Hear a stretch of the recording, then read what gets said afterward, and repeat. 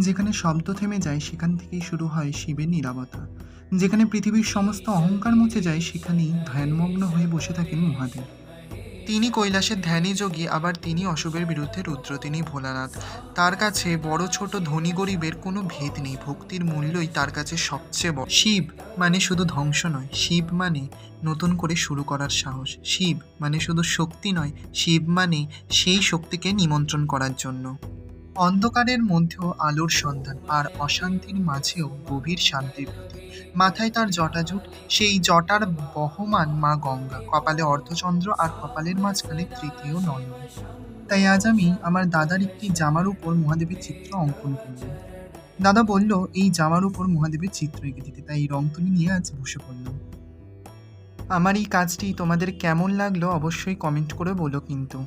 আমি তোমাদের কমেন্টের অপেক্ষায় থাকলাম।